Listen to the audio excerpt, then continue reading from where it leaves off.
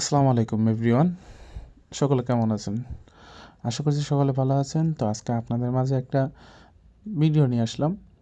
সেটা হচ্ছে আপনাদের স্মার্টফোনে যদি একাধিক জিমেইল অ্যাকাউন্ট সেট করা থাকে, তো সেখান থেকে সুনির্দিষ্ট একটি জিমেইল অ্যাকাউন্ট আপনারা কিভাবে রিমুভ করতে পারবেন, সে ভিডিও আজকে আপনাদের মাঝে আমি নিয়ে এসেছি। তো সেজন্য আমাদেরকে কী করতে হবে? তো প্রথমে আমাদেরকে জিমেইল অ্যাপসে যেতে হবে। তো তার জন্য জিমেইল অ্যাপসে যেতে হবে। এই দেখেন আমাদের জিমেইল অ্যাপসে ক্লিক করার পর এখানে দেখেন বাম পাশে থ্রি ডট আইকন আছে। থ্রি ডট আইকনের মধ্যে আমরা ক্লিক করব। থ্রি ডট আইকনের মধ্যে ক্লিক করার পর দেখেন একদম নিচে একটা সেটিং অপশন আসে। সেটিং অপশনে ক্লিক করার পর দেখেন ডান পাশে একটা থ্রি ডট লাইন আছে। থ্রি ডট লাইনে আমরা ক্লিক করব। ইতিমধ্যে দেখতে পাচ্ছেন আমাদের দুইটা অ্যাকাউন্ট এখানে কিন্তু অ্যাড করা আছে। তো যাই হোক, এখান থেকে সুনির্দিষ্ট একটি অ্যাকাউন্ট আমি রিমুভ করে দেব। সে কারণে আমি ডান পাশে উপরে থ্রি ডট আইকনে ক্লিক করলাম।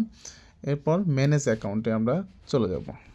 ম্যানেজ অ্যাকাউন্টে চলে যাওয়ার পর দেখেন এখানে গুগলে যে চিহ্ন দেওয়া আছে গুগলে আমরা ক্লিক করব।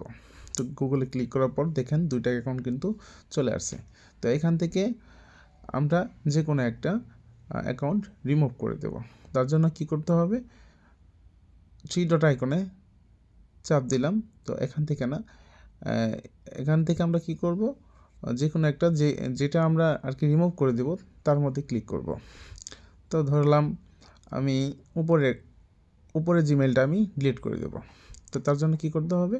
উপরে ক্লিক করতে হবে। উপরে ক্লিক করার পর দেখেন আবার ডান পাশে কিন্তু থ্রি ডট আইকন আসছে। থ্রি ডট আইকনে আবার ক্লিক করব।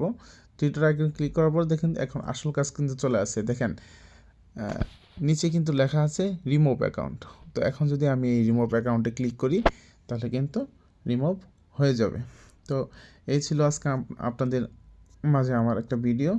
তো দয়া করবেন সবাই, আপনাদের জন্য আমি যেন ভালো এভাবে শিক্ষণীয় ভিডিও নিয়ে আসতে পারি।